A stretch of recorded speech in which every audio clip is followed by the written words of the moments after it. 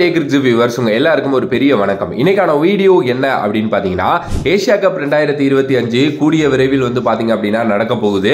So அதுக்கான squad வந்து பாத்தீங்க அப்படின்னா மேபி இன்னும் ஒரு வீக்ல வந்து நம்ம எக்ஸ்பெக்ட் பண்ணலாம் பிசிசிஐ கிட்ட இருந்து அப்படிங்கிறது நான் ஆல்ரெடி சொல்லியிருந்தேன். இப்போ நான் அதே இதுல தான் சொல்றேன். இன்னும் ஒரு வாரத்துல வந்து பாத்தீங்க அப்படின்னா கண்டிப்பா பிசிசிஐ சைட்ல இருந்து ஒரு ஸ்குவாட் வந்து அனௌன்ஸ்மெண்ட் வரப்போகுது. ஆனா இப்போ என்ன மேட்டர் அப்படின்னா, நான் ஆல்ரெடி ஒரு வீடியோல மென்ஷன் பண்ணியிருந்த மாதிரி யாரை எடுக்கிறது யாரை விட்டுறது அப்படின்னு தெரியாத அளவுக்கு வந்து ஒரு மிகப்பெரிய குழப்பத்துல இருக்காங்க நம்மளோட பிசிசிஐ அப்படின்னே சொல்லலாம். ஏன்னா அந்த அளவுக்கு வந்து நிறைய பிளேயர்ஸ் வந்து பாத்தீங்க அப்படின்னா இருக்காங்க அப்படிங்கிற மாதிரி தான் வந்து சொல்லப்படுது. இப்போ என்னென்ன யார் யாரு இருப்பா எப்படி இருப்பா நம்மளோட ப்ராபபிள் ஸ்குவாட் என்ன அப்படிங்கறத பத்தி இந்த வீடியோல வந்து நம்ம கொஞ்சம் தெளிவா பேசலாம். ஆக்சுவலி நான் ஒரு 18 மெம்பர் கொண்ட ஸ்குவாட் வந்து பாத்தீங்க அப்படின்னா எடுத்திருக்கேன்.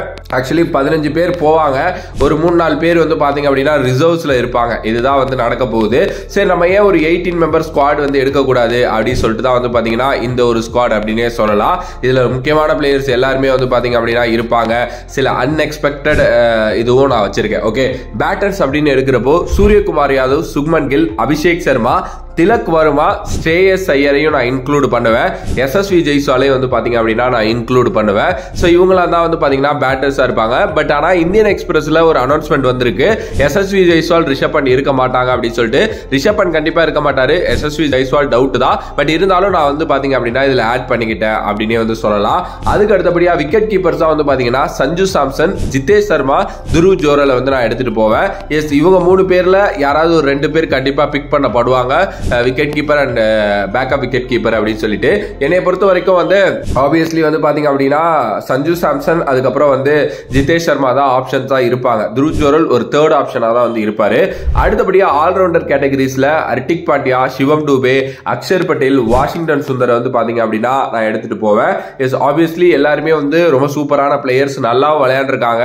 யுஏஇல மேட்சஸ் நடக்க போகுது அப்படிங்கிறதுனால அக்ஷர் பட்டேல், வாஷிங்டன் சுந்தர் மாதிரி பிளேயர்ஸ் எல்லாம் வந்து ரொம்ப நல்லாவே வந்து பாத்தீங்க அப்படின்னா பண்ணுவாங்க. சிவம் டூபேவும் ரொம்ப நல்லா ஆடி இருக்காரு. வாய்ப்பு கிடைக்கிறப்ப எல்லாம் அந்த வேர்ல்டு கப்ல இருந்தே அவரோட பெர்ஃபார்மன்ஸ் எல்லாம் நிறைய நம்ம நல்லா பார்த்திருக்கோம். என்னதான் ஒரு போரான ஐபிஎல் இருந்தாலும் டொமஸ்டிக் லெவல்லையும் சரி, இல்ல அதுக்கு முன்னாடி நடந்த இந்தியா மேட்சஸும் சரி, அவர் ரொம்ப நல்லா ஆடி இருக்காரு அப்படின்னே சொல்ல முடியும். சோ அதனால வந்து அவரையும் நான் வச்சுப்பேன். ஓகே, அதுக்கு அடுத்தபடியா வந்து பவுலர்ஸ்னு பார்த்தா குல்தீப் யாதவ், வருண் சக்கரவர்த்தி, ஜஸ்பிரீத் பும்ரா, ஹர்ஷதீப் சிங், ஹர்ஷித் ராணா, பிரசித் கிருஷ்ணா ரீசன்ட் டைம்ஸ்ல நல்லா ஐபிஎல் அண்ட் டெஸ்ட் நல்லா பண்ணியிருக்காரு, அதனால அவரை கூட்டு போலாம். ஹர்ஷதீப் சிங் சொல்லவே தேவையில்ல, சூப்பரா பண்ணியிருக்காரு.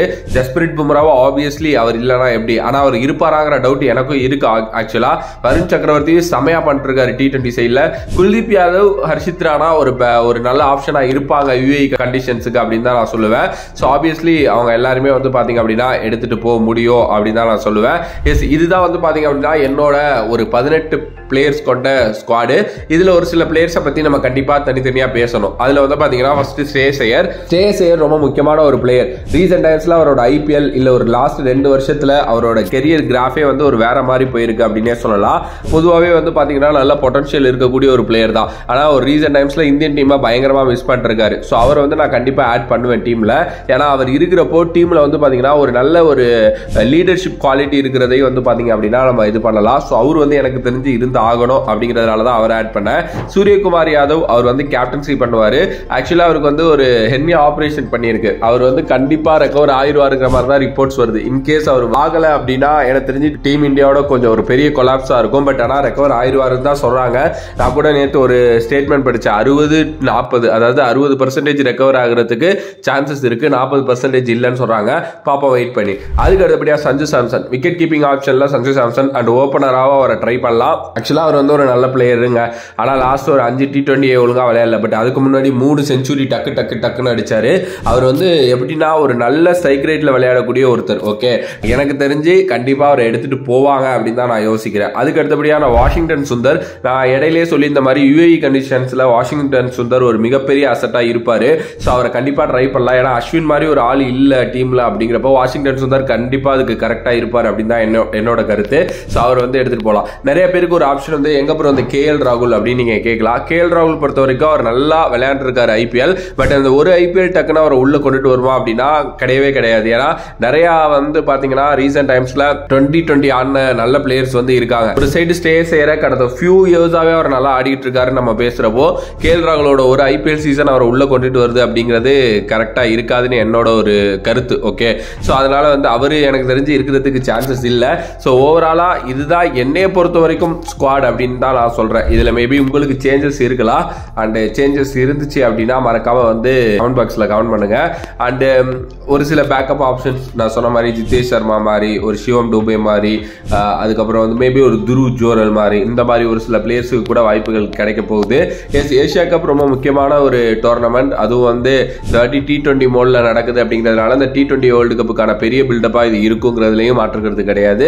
ஸோ ஆப்வியஸ்லி பாப்போம் என்ன நடக்க போகுது அப்படின்னு சொல்லிட்டு.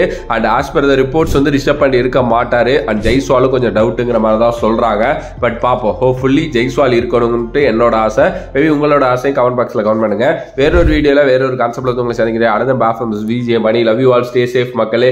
நன்றி நன்றி நன்றி நன்றி, வணக்கம்.